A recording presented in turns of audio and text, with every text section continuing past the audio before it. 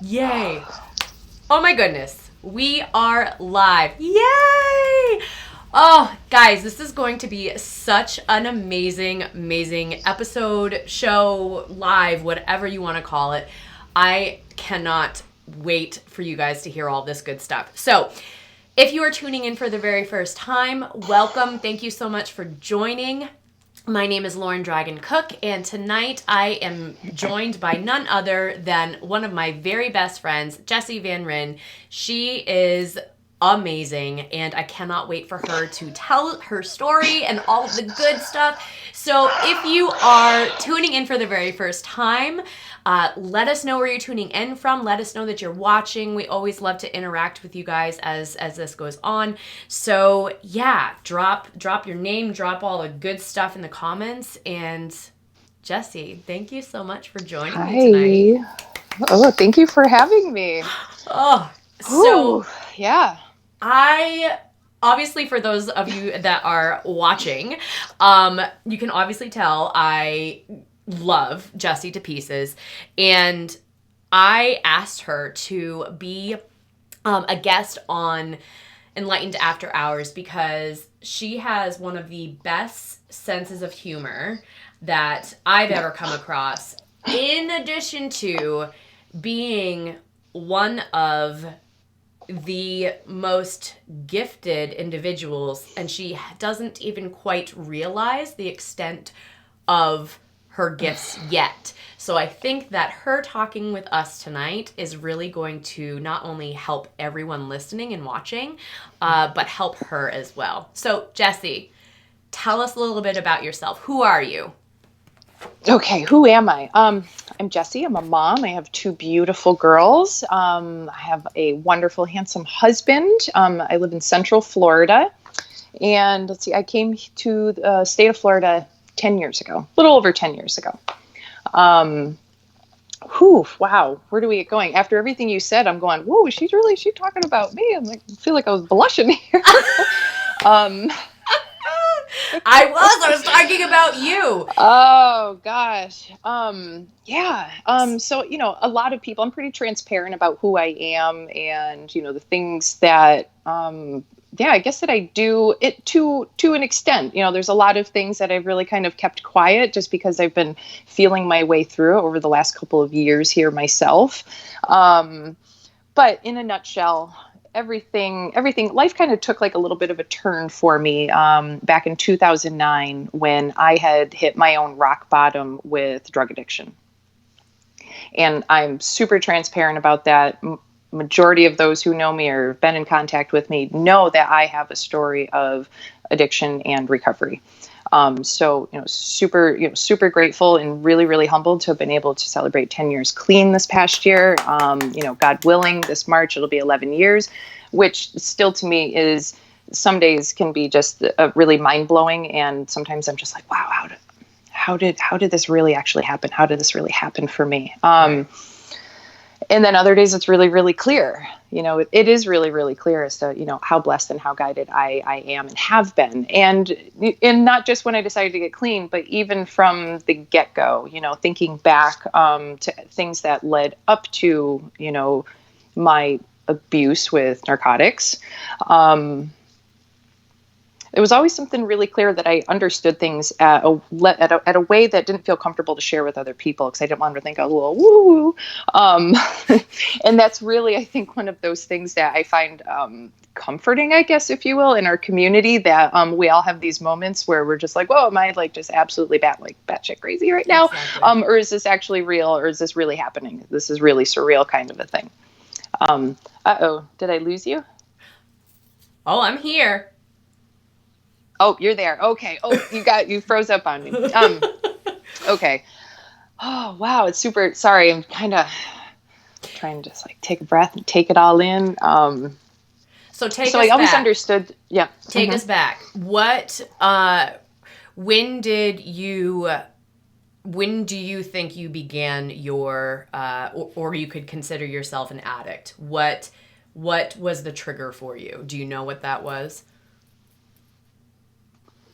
You broke up a little bit there, but I think I know what you said. I was the first time I ever had a drug, I was 13 years old. And it wasn't even so much that I was like, wow, this is really great. It was, wow, that really took me outside of myself. And that was really comforting for me because everything always felt like a really big sensory overload. Yeah. I wasn't a very good student. I didn't like to apply myself. It felt like way too much effort. It felt like there were more important things to think about or do. And I didn't even know what those things were. Things that captivated me more were on the creative side. It was either in the art room or in the band room. I was like a huge band geek. And so I always saw things at like a little bit of a more of a multi-dimensional. And this brings me like right back to the way that I've always been able to see and hear music. And I understand now. I am like my understanding and my connection to music and frequencies has gotten a lot deeper now that I have a deeper understanding of it. But I've always been able to see things specifically with music as like watching the entire score of the whole of all the music. Not just picking out one instrument, not just, picking out the guitar or picking out the drums or listening to an orchestra, which I love listening to orchestral music. And it's probably something that I guess I haven't really told a whole lot of people, but I love, I love it. I love listening to symphonies because it's so multidimensional. And there's so many pieces and I see all of it. I see it all up here in my mind's eye and I see all the little pieces. And it's really gorgeous journey that I like to go on with it. And so I always enjoyed something that maybe wasn't the norm. I don't know. Not that I wasn't a normal kid, because I was a totally normal kid. I played sports. I was friends with everybody through high school, and I went to college. I did very poorly in college, just like I did in high school. I mean, it didn't really help either that I was also, I was using drugs, Yeah. I was using drugs from the age of 13 until I got clean at the age of 29. Yeah. And each year things progressed and progressed. And really what it was doing was numbing me out from the extra sensories that I was sensitive to already. And I didn't have to feel things so deeply. Because I feel like I felt everything so deeply. It was always, oh, Jessie's so dramatic, or Jessie's so sensitive, or all this. And it was all true. It was all really, really true.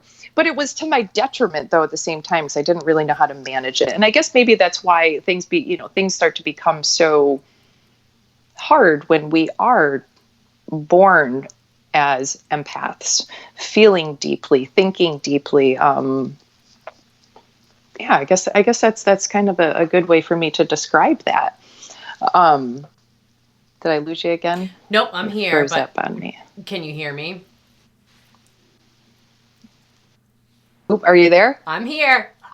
Oh, okay, there. You kept freezing, and then I would hear a sound that sounded like the sub in like Red October. It was like boop, boop. I was like, uh-oh.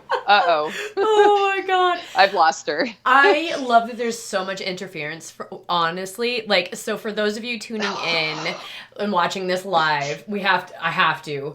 So poor Jessie, right before hopping on here, she was struggling. Her phone stand literally exploded. Her computer was not letting her get on to Skype that she needed to get on for this to happen.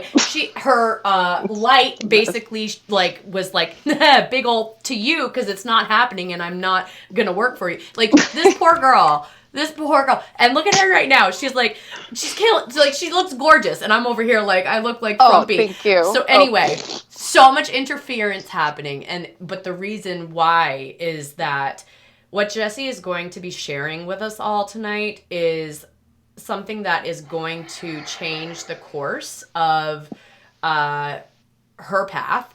And it's also going to impact so many people that are listening and watching that that's why there's so much interference. So I'm really, really excited about the interference, ironically.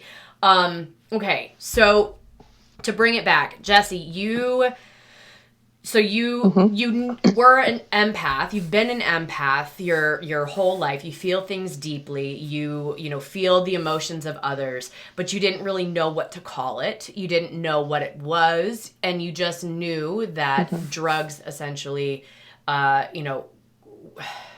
helped you to not feel it as strongly. Yeah, I mean, it really numbed out the pain of everything, and there was plenty of things that I guess I could have done to, not take the route that I did. And I guess in another part where I think that I made a couple of mistakes, that there was a big chunk of my using years, so like through my teenage years and through my 20s, that I kind of coined everything that I was doing as a spiritual experience. So I had always been in this seeking, looking for something of higher meaning, looking for something of a higher connection. And the drugs that I was doing, I was saying this is what's getting me there. So really what I was looking for was alignment. I was looking for connection.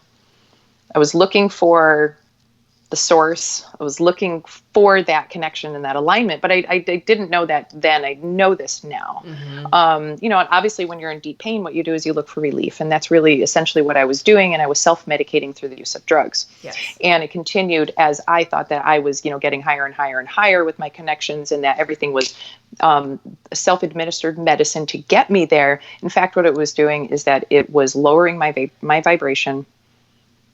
And the more time that went on, the more asleep I went. The more asleep I went, the more disconnected I became. And that's one of the, that is a theory that you'll hear people talk about addiction, is that addiction is the loss of connection. And that's absolutely what it was. And that connection leads into a slow spiritual death.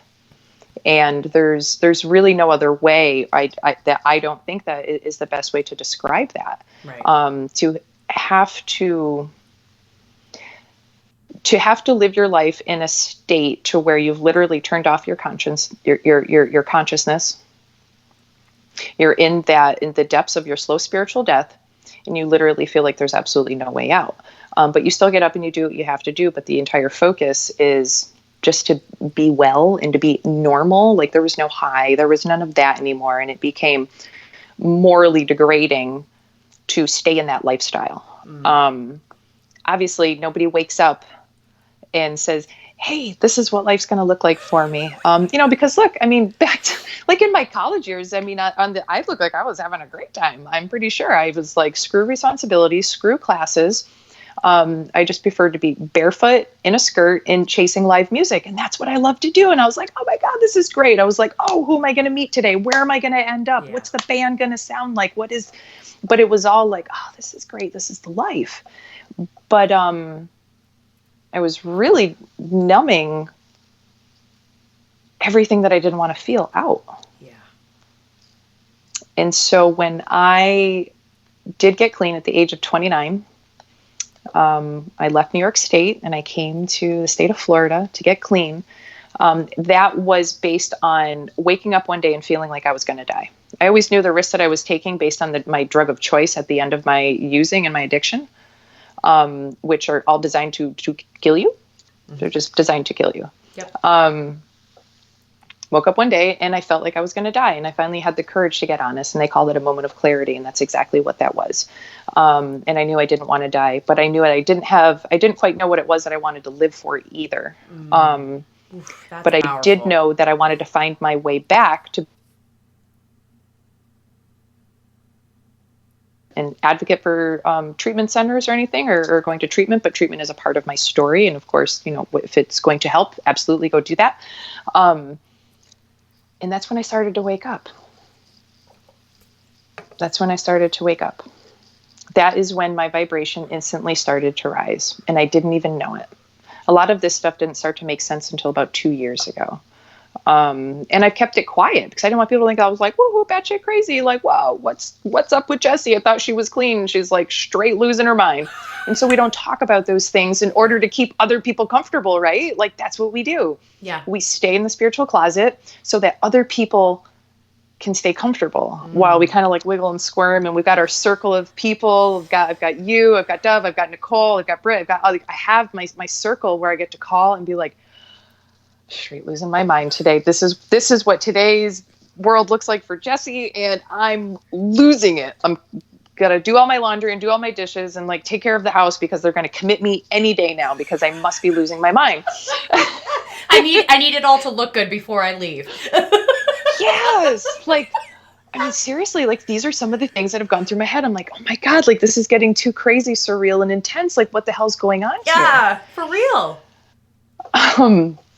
So my first experience of being clean when really noticing that something was going on within me. And I've shared this with a couple of people.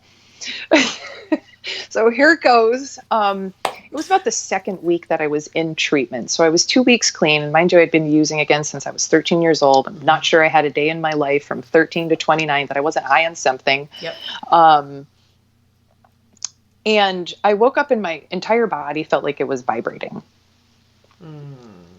I was for sure that there was something wrong with me. There had to have been something physiologically wrong with me. There had to have been something really, really wrong with me. But to the point that I didn't say anything because I was like, they'll take me away. I was still kind of a little like psychosis, I think, because I still thought they were going to come get me. Yeah. I don't know who they were and what they were coming for, but they would come find me and come get me. Yep.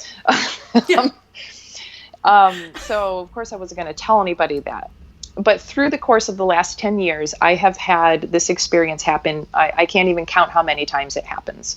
But what I've come to understand now is my body was becoming attuned and my vibration was starting to rise. I was actually starting to wake up on a physiological level, which was allowing me to start to wake up on a spiritual level, which was something that was important to me. It had been important to me before I got into such a that slow spiritual suicide that I had forgotten that I was even a part of anything energetically or universally or humanity wise. Right. We get down to this animalistic level where we're just like, and so I knew that there was going to be something more. That's what I did know. And luckily enough for me, and by absolutely no mistake, because I do know that it was an experience that I attracted into my life, because it was what I needed, because it had been being guided for a very, very long time. In fact, from the very, very beginning of my life, I know this and understand this now.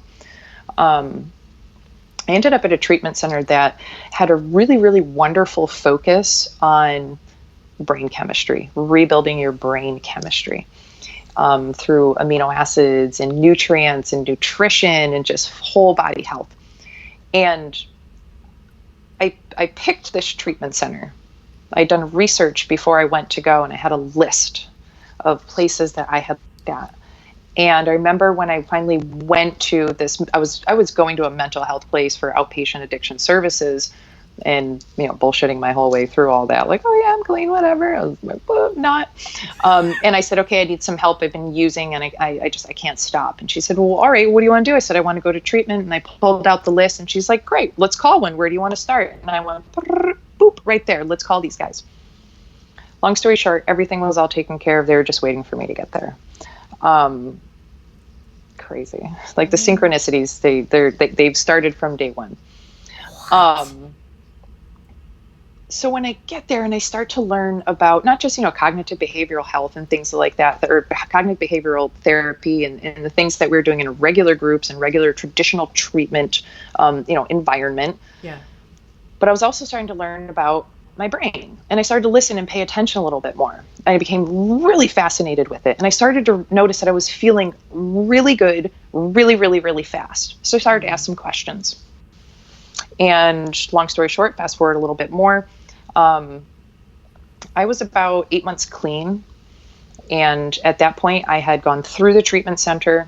I was a client that wouldn't leave. And it was kind of like, I almost kind of feel like they were like, just give her a job if she's just going to keep coming here. They're like, you don't go here anymore. And you're like stage 5 clinger.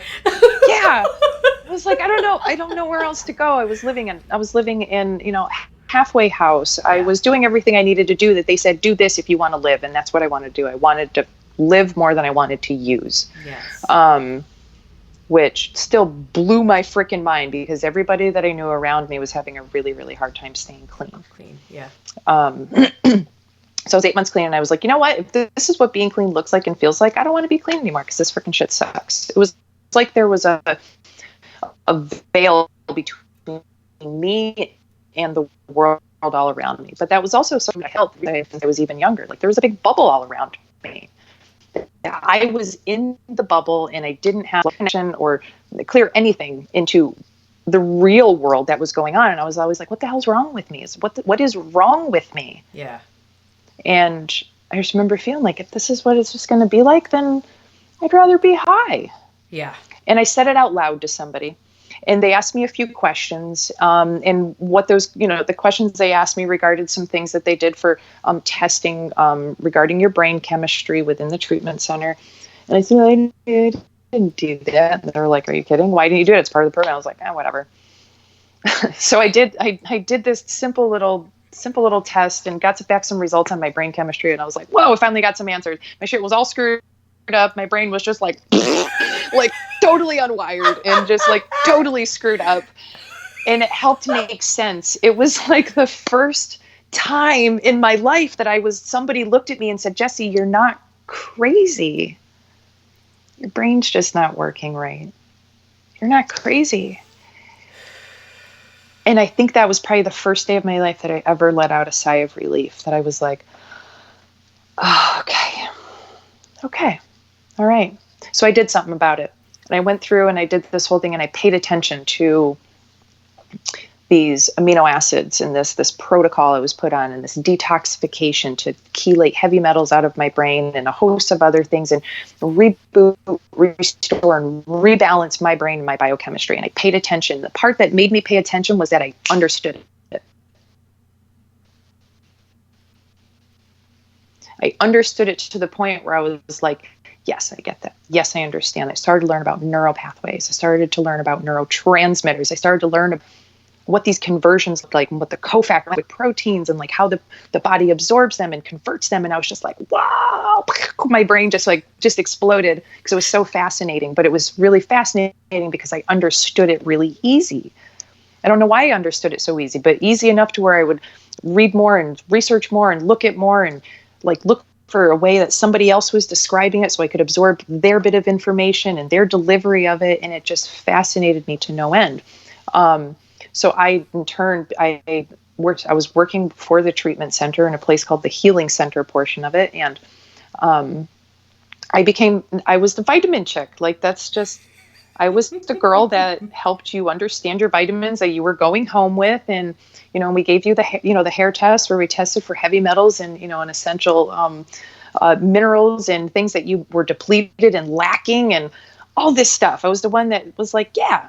I had this great lady who's been my mentor all this time from the get-go that's brought me through this. And she would give everybody their results and read everything. And then they'd send them my way to come pick up all the goodies and fix your brain. And I loved it. And I've never been able to step away from it since then. And now fast forward, obviously I haven't jumped into like a career or anything like that since then, but I've never been able to let it go. It's always ended up right back here and like right in front of my face. I've never stopped helping people. I've never stopped sharing with people the knowledge or giving them suggestions or sitting down with them to like go over things and figure out, let's figure out what your brain type is. Like, let's figure out, what's not wired right. Like, let's rewire that brain. Like, let's do this,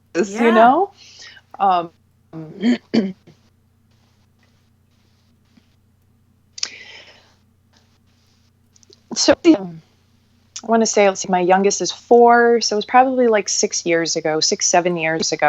I really started to let my own health kind of go to the side.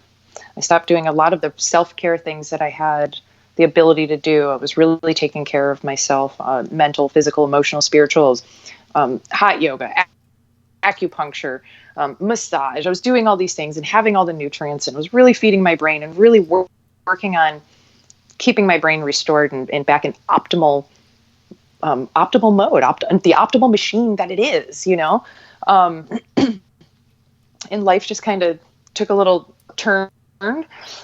Things changed a little bit. I moved upstate into Central Florida, and I stopped really taking care of myself, and I started to slip back into a deeper depression. Depression is something that has always been in my history, ever since I was a teenager. Mm-hmm. And I can dip, and when I dip freaking low, and I dip low for a long time, and it's not pretty and it's not fun. And I still would find myself, when I stopped taking care of myself and stopped maintaining my brain after I understood I had some predispositions going on, meaning my brain wasn't really going to fire the right way the whole way because I wasn't really playing with a full deck, if you will. Sorry, I just...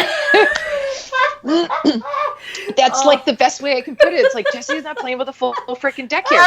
Oh my God. But I came to learn to understand what it all was and how I could play with a full deck. But the minute I come away from the maintenance of that, I do dip. And for me, I don't want that dip to equal a relapse someday. Right. So I maintain that shit. Right. So fast forward, we get back into it. I have my youngest daughter, and I decide that when she was like 15 months old, I was going to go back to work. But I didn't want to go back to work and work for somebody. I wanted to do something that I had started that had impacted my life and my recovery at a level that was life-changing. Yes. And that's when I decided that I wanted to go forward and create Rhythm in Recovery. Yes. Rhythm in Recovery is it's a drumming program for recovery. Back at the treatment center I worked at, I had the privilege to run and facilitate, some supervised groups with one of the therapists there that took an interest with somebody else that kind of came along at the treatment center and said, hey, I do drumming with at-risk populations. Is drumming something that they'd like to do here at this treatment center? And they're like, hey, Jessie, you drum, right? You talk about that drumming stuff that you've done, like you drum. And I'm like, oh my God, how cool is this? How cool is this? So, of course. So we collaborate and we create this group and we collect a bunch of data and we see the way that people respond to drumming. And I start doing more research into it. And really what's going on here is we're working with tones and frequencies and rhythms, which is something that the brain has no choice but to respond to. The way that the brain instantly responds to these frequencies and these rhythms is literally life-changing. I remember there was a specific client, and I'm not going to say who she was. She's a friend of mine on Facebook, so I don't know, maybe she'll see this. But I remember that there was a specific client that when she came in, and after she drummed, she made the statement that she can't remember the last time she smiled. Like she had gone through her own slow spiritual death with addiction, that she literally had forgotten when the last time was that she had smiled. And then she came into drum group. I feel like, and so for people that are listening and watching and all that good stuff, I want you to know it's not like Drumline. It's not that movie where like they're in the uniforms and they're like, like we're talking like drums. This is tribal. Yep. This is like in a tribal community feel. These are djembe drums, which are African hand drums, and we outfitted everybody in the group or in the room, with a drum.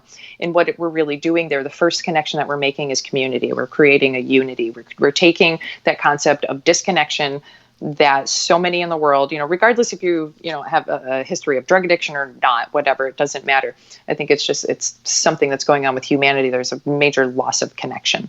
And so when you bring a group of people, especially an at-risk group, into a setting and you start to create a tribal, almost primal, ritualistic setting, A, you have no choice but to respond to it. B, you don't not tap your toe. Like you just can't not tap your toe, just because it is so primal. It's literally like it's within us. I just see like Uncle Joe like hanging out in his recliner, like yeah, like.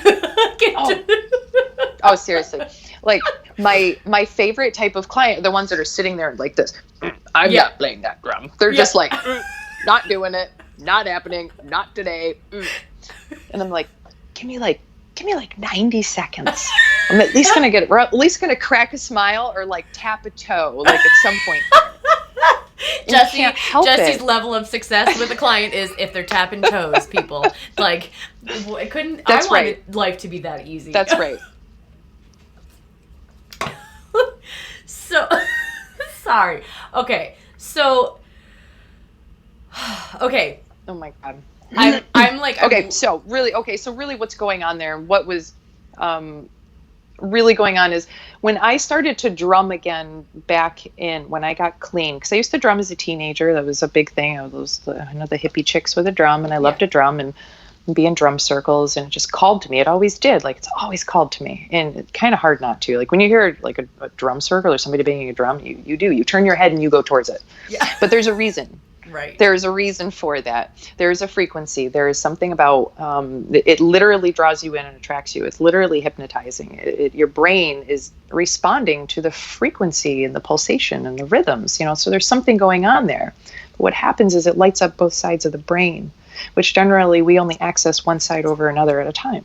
You're either going thinking rationally, or you're thinking emotionally. It's not all the time that you get to have something that stimulates both sides of your brain. So we start to access and light up these parts of our brain that essentially are just kind of like hanging out and maybe asleep or a little bit dormant. So especially when it comes to the recovery population, the recovery community, to be able to have access to something that literally lights your brain up like that is just like, for me, that is so mind blowing. So that's where my passion comes from, is that it blows my mind that we have access to something like this. Yes. So I continued to pursue it. When I started to drum again, when I got clean, I literally had to learn how to drum again. And it frustrated me to no end because I couldn't sit down and just play a rhythm. I literally had to come back to the basics and create a connection with something that was steady. That's so crazy. A steady heartbeat.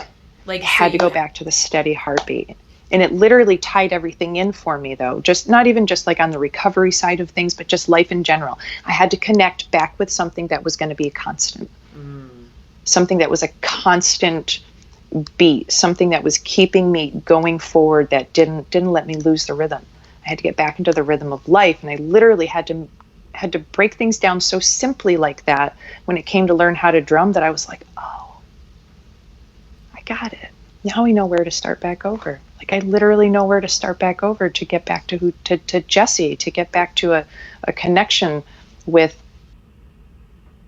Creator. And that's what it meant for me. And so I created in 2016 the program called Rhythm and Recovery, and I started to facilitate these groups. I got certified as an interventionist, and I started to go into facilities and take Rhythm and Recovery to people that were in treatment centers and detoxes. And I started to teach people about becoming a broadcast for what it was that you wanted. To get back into broadcasting your energy, and to understand that you literally get to decide and choose at what vibration you want to resonate at, based on your choices and opportunities. That is so and there would be powerful. times where, like, I didn't even know where some of the stuff that came out of my mouth during groups, I was just like, that is not me.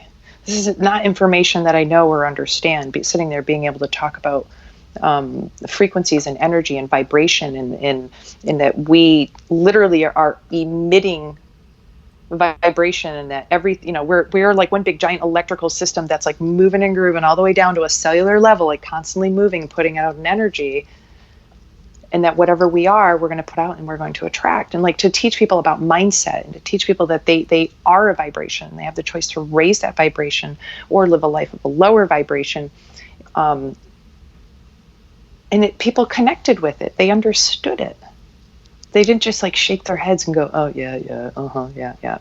They engaged in conversation. They opened up. And I started to learn more how drum group was starting to become a breakthrough for people to push past traumas, push past the emotional lows that kept them on those lower vibrations, in feelings of shame and guilt and things that do resonate lower, versus being happy, hopeful, love, worthy.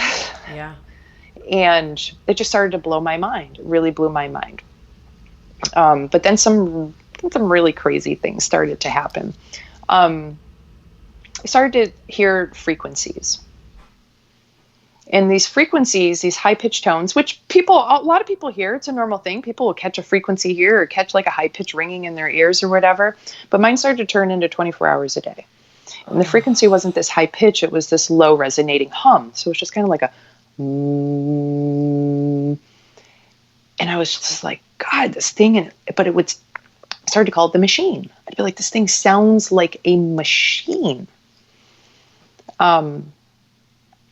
that's when the magic started to happen, I guess.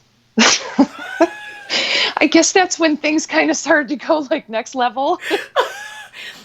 So anyone watching, listening, you start hearing a machine in your head. That's when you know. But for real, like that's crazy that you know the marker of when basically you had next level growth. Yeah. So what did life look like then? Totally in contemplation mode of my mental health. Wondering if there was something wrong with me. But something also that coincided with it too was I had come away from maintaining myself with amino acid protocols and nutrients and all that. You know, there was a financial factor in there that I just didn't have. Yeah. It just wasn't there to support what at the level that I felt was satisfactory for me, and that was satisfactory for me. I remember reaching back out to my mentor and I was like, hey, it's time for me to get things back together, because I had gone on to an antidepressant. After my youngest was born, I slipped into a postpartum depression, which that'll have to be another podcast because there were other things going on there. Energetic level. And I had been on these antidepressants for a year and a half, which went against everything that I believed. It literally went against everything that I believed, because I know how to rewire the brain. I know how to target neural pathways specifically. I know exactly what the symptoms are and what they are. And so I was like, I know better, but I was really tired. I was really, really, really tired, and I was in a really, really low state. And the depression just whooped my ass. Yeah. So I called up my mentor and I was like, hey, this is what's going on. I want to come off this. And I detoxed myself off of that antidepressant, those medications, obviously with her help, at a pretty freaking quick.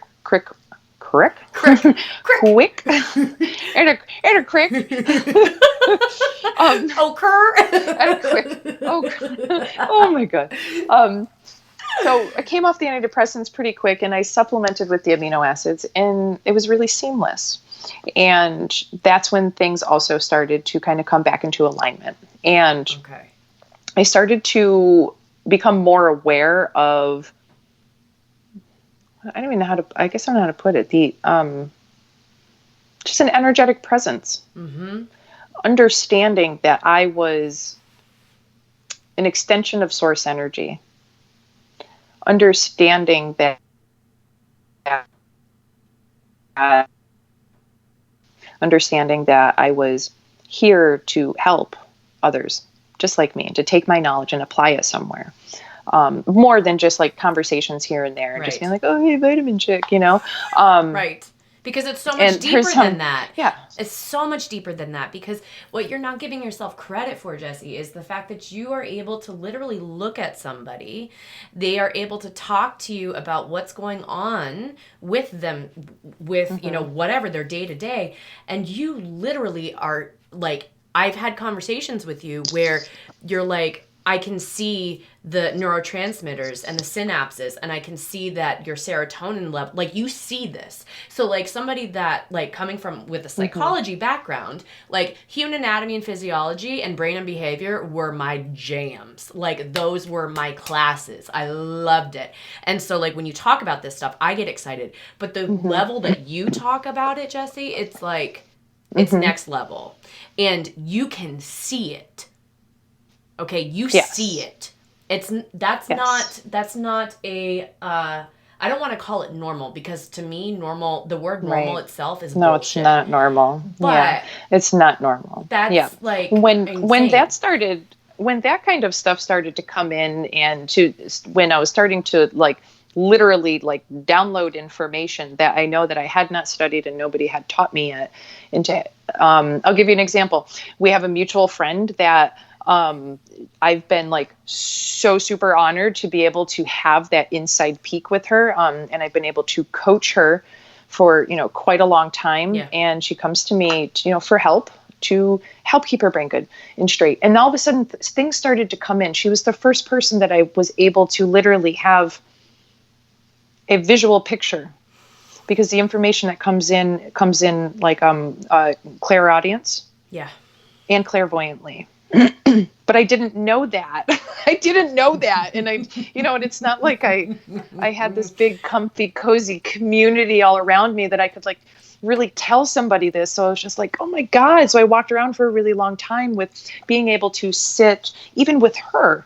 I was even hold back when things would come in, and I would just be like, oh, okay, well, based on what we chatted about or whatever that you told me or described to me, I'm going to suggest you do this. While what was really going on was like, I was getting like, and I've told you this before, I think, the cartoon, The Magic School Bus? Yeah. I mean, is that where even everybody a question? Gets in the bus? Yeah, Frizzle that for cartoon, the win. So everybody gets in the bus with that teacher lady or whatever, Mrs. and you like Frizzle. go into like anatomy. Yep, and you're like cruising through like blood vessels, or like cruising by like red blood cells and white blood cells. Like, I mean, obviously it doesn't look like some crazy. Yeah, it doesn't like look like some crazy like acid trip, obviously, when I'm like getting these images and stuff, but it literally shows up like electrical panels or electrical firing, and I can see the way that things go. But when I'm sitting and working with somebody who, I also have to put out there, when somebody is open to receiving the information, the energetic connection is made very easily. People who don't really want to know or don't really believe in it is like a blank freaking slate. I have to rely strictly on textbook information to make suggestions or take somebody through, a program for the amino acids. And so the more and more that our friend became, probably even just opening up and being able to be comfortable, I started to see things and I would hear things. So I would get to see little pieces of, I'd be like, wow, like, whew, holy shit, like, wow, we really need to rebuild this dopamine pathway. And it would take me from a dopamine pathway. For people? And so I know the information. I just know like textbook wise. No, it's not, and so I know textbook wise what that looks like. But then there would be other little things that would come up, like down the line, it'd be like, wow, she's not really like feeling quite right. And I'd have to feel into it. It'd be like, holy crap, like even like a little overload of copper going on here. And so like we'd look at her diet and see what she was eating or what she was taking in supplement wise that had additional copper in it. Because copper is a cofactor. And like you said, you do need that mineral to make some conversions for neurotransmitter production. But I'm like, where do I get this shit from? Right. So this was the beginning. I'm like freaking nuts. So I'm like in my little spiritual closet, like over here, and I'm like on my phone researching and Googling like, what does copper, an excess in copper look like symptomatically when it comes to like mental health or behavior? And I'm just like, holy crap, this shit's spot on.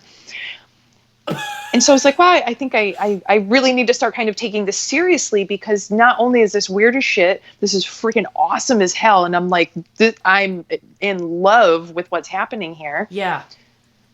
But I'm getting to help people on a deeper, more personalized level that they probably haven't gotten somewhere else. Yes. I mean, yeah, you go get blood tests, you go do these diagnostic testings and things. And of course you always should. And any work that I do does not take the place of any medical guidance or medical care or anything, and hopefully something that complements that. Yes. But things started to go even further. The more that I started to nurture this and talk about it and trust people and let people in, more and more, I don't want to say more and more, like I have like this big like army and like posse of people with me or whatever, but more and more people started to enter my life at an angle that turned into another person of the tribe, if you will. Yeah.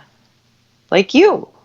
Enter you. Almost 1 year ago, December of last year, all of a sudden, we're in Miami for our friend's birthday, and they're like, oh, this is Lauren.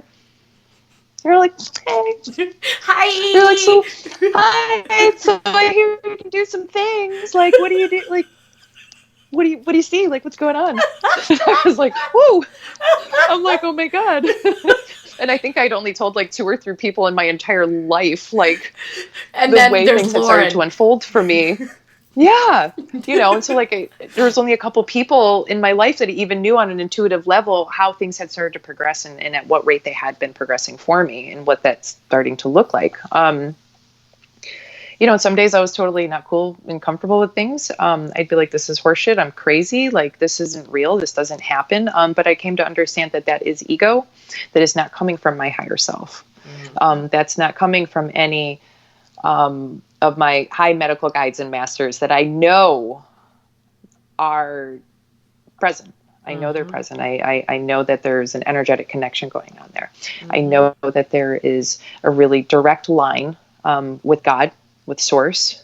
That's something that I have had.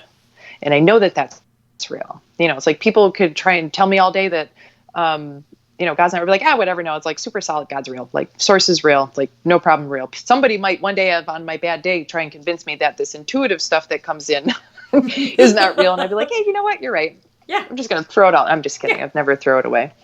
But things started to go on another level, though. I opened up to a family member. This was quite a few months ago, last year sometime. I opened up to a family member that I trusted, and she's really awesome. She's super cool, and like she does all sorts of witching in the kitchen too, and she's really excellent with herbs and tinctures, and I love her. So like she was always like making her witch's brews, you know. Super awesome lady, and I love her very much. So I told her what was going on. Yeah.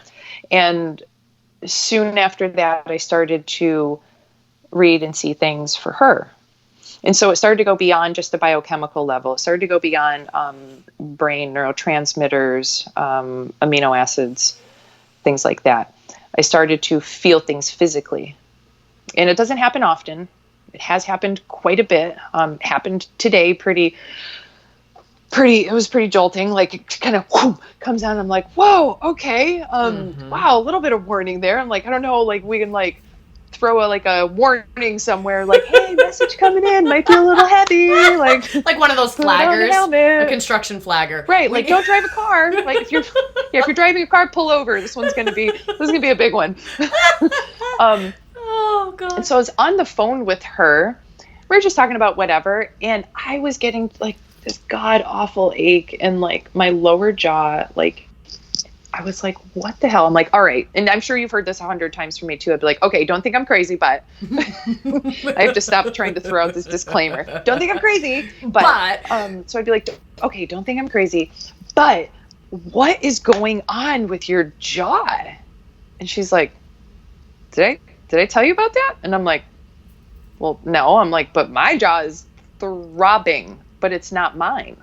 It's not mine. Like, I know that that's not mine. Like, this doesn't come out of nowhere. Yeah.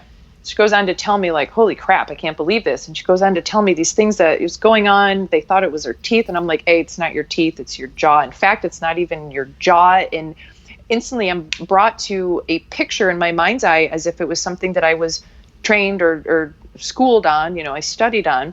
And they're showing me the top half of the spine. Like, I don't even have like proper words for it, but I'm showing the top half of the spine, and they're showing me where the head sits at the top of the spine. They're like, it's your atlas.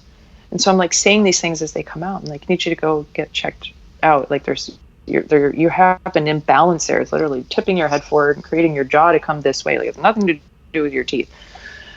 She checked it out and everything was good. It was like spot freaking on. And so I'm like, no way. Like, no way. There's no way. And so like I still, when I get confirmation back that what I have received in the things that I do get shown are spot on. Yeah. That continues to be confirmation for me that, I need to keep doing what I'm doing. That's insane. Like insane. I've heard this story and I remember you telling me, and I remember my jaw was on the floor. I'm like, wait a minute. This chick's jaw is hurting, but we know it's a problem with her spine. Like, what? How did you even see that? How did you? I would be like, nah, man. She's grinding her teeth in her sleep. Like, or you know, she's got a cavity the size of Grand Canyon. Like, I would not be like, oh my god. Like, it still blows my mind. Like, it blows my mind. Yeah, no, it's and that's the thing. It's like when. It does blow my mind. And I always have to go and check out my information. I have to go and learn. I feel like, oh my God, I have to check and make sure that this is right. Because there's a lot of time things do come through. I'll get information regarding frequencies for people that will affect certain parts of the brain to help stimulate whatever it is maybe that's going on somewhere. And I will say it. I will say what's coming through because it just comes like a knowing. It's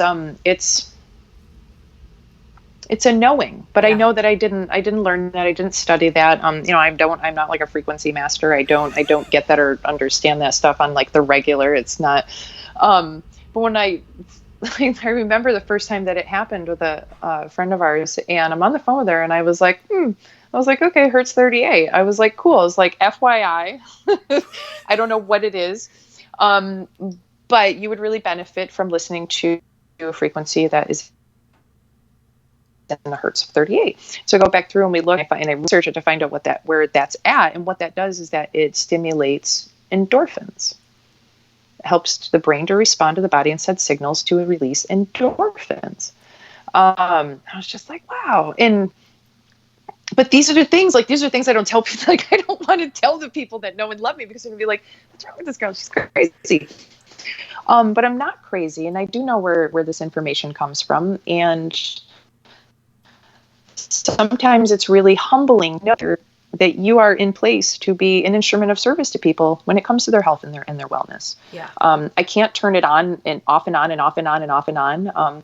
The hardest people that for me to read is myself and family members, because it's been explained to me, not even explained. It's a knowing that came in that I have to be a role that's going to support on an emotional level. Like, I'm not here to be their doctor. Yeah. I'm not here to replace doctors. I'm not here to walk around deep diving and diagnosing or anything like that, because that's not my job. When it comes to being a wife and a mother and and a daughter and all those things, I'm there for emotional reasons and relation, just to have a normal relationship. Yeah. But obviously, if something were serious needed to come in, I would receive that, and I know that, and I do, and I know that. So it has been a little bit crazy, kooky, like coming into letting these things evolve and go where they need to go. It's a ton of fun. Anyone listening that doesn't have this gift is like, no. Oh, no. God, it is. It's so fascinating. It really does. It literally fascinates me to no end, that I'll just be outside and be like researching. I'll be like, wow, this came in or whatever. Or I had a session with so-and-so or whatever, and this is what came through, and this is where we're able to see. And it just fascinates me to absolutely no end. Yeah. And with humble gratitude, because I do know that this only is because of a direct alignment that I choose to consciously make sure that I maintain with source energy, with God. And, this has nothing to do with religion. This has nothing to do with any whatever society norms want to put on, whatever they say that this might be. But it's just the fact that I am, hey, you know what? Jessie's always been sensitive. Yeah. I've been sensitive since I was a kid. And it was apparently then, it was to my detriment. But today I get to be sensitive in ways to where I literally get to be bombarded through all of my senses, 6 of them and more. Whatever, and I get to do something really good with it. Yes. I get to do something good with it. I get to continue to feel good with it. And on days where I feel like I'm absolutely batshit crazy, then you know what? I'll call you and I'll be like, dude, that's it. Thrown in the towel. I'm done with this shit. Yep. Screw this shit. I don't want to know anymore. I don't want to hear anymore. I don't want to see anymore. Like, that's it. We're putting you on a slip and slide and we're putting you in the river. 'Cause it's happening. P.S. This is going to happen. Oh, it's so happening. So I am just like, so I'm looking at the comments coming in, and like I can feel collectively, and even the people that are going to be watching this on the replay, I know that they're just like, what? Because in the best way possible. So one thing I really want to drive home for you, Jessie, and then I want you to tell people where they can come and find you and all that good stuff. But like, one thing I want to drive home for you, and I know that you know this, and I know that you've made the connection, but there is nothing wrong with anything you have encountered on this journey. There's nothing wrong with any of it. And it was all strategically timed so that you could use it to help others. Because I heard that quite a few times. Like, people would say there's something wrong with me, or, don't think I'm crazy. But girl, guess what? That is who you are to your core. And I think that especially even on this episode, like, it's time to embrace it. It's time to embrace it.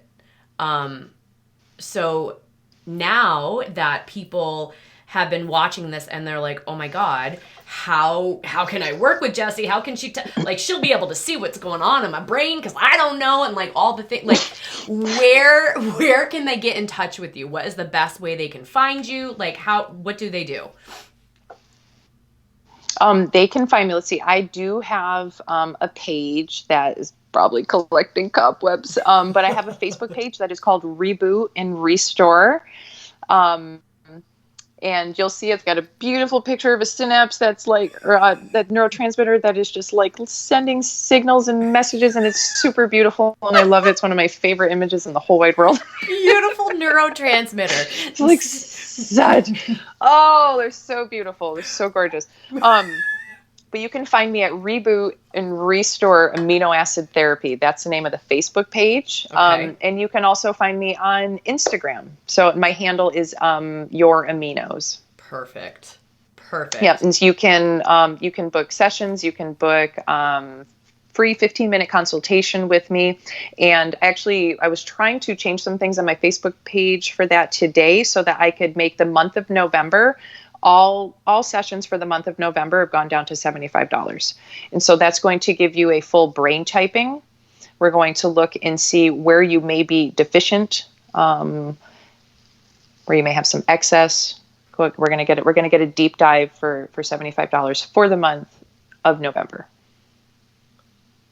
I am mind blown because I feel like that is just like highway robbery. Like I feel, it is. It's crazy, and that's okay. Because you're and you doing it because you love it. Well, and two, this is the time of year where you will see an influx of people that decide that they want to get clean, or they want to quit drinking. They're getting to that point. They're hitting a place of vulnerability where they're saying, "I need some help. I need some help." And sometimes all they need is somebody to reach their hand down and say, "I'm here to help you." Mm-hmm. And so I want to make it available. It's like, this doesn't have to break the bank for everybody. And I understand, and I also understand what it means to value myself and to price my services the way that, they can be. But I also know what it's like to be able to make something available to the people that need it and want it. And, here we are. We're into the holidays. We're into the season of giving. And shit, I do like a ton of freaking receiving. I have this tribe of people and energy workers around me that I have not had to go a minute alone through this journey for like the last 2 years. Yeah. And so I have been given a lot. I have been given so much, given the gift of desperation. And now I have all of these gifts today to utilize and use. And so we're giving back. So yeah, for the month of November, whenever somebody books, you can reach out to me there. You can send me a message. There's even a calendar right there where you can book something in, whether it's just a 15-minute conversation that is free, just to answer questions about the program and whether or not it'd be a good fit for you. Or do you want to take a deep dive with me for 1 hour and we'll take an inside look? Jessie, you are such a light and such a gift, and I can't thank you enough for hopping on this episode with me. And I think I speak for everybody that caught this live and caught the replay. Like, we are just so grateful to have someone like you that does this work. So thank you. Oh, thank you. No, I'm super humbled, super honored to be here. It's super grateful to, wow, I guess, today, like, came out of the spiritual closet, friends and family, like, hey, but here I am. Here I am, and let's go. Like, let's go. Well, I don't know where we're going, but get on the bus. Get on the bus. Oh, my God. Yes. So good. Oh, God. All right, guys. Well, thank you so much for tuning in or catching the replay. Yay. Leave us all the comments, all the questions. Have a great night.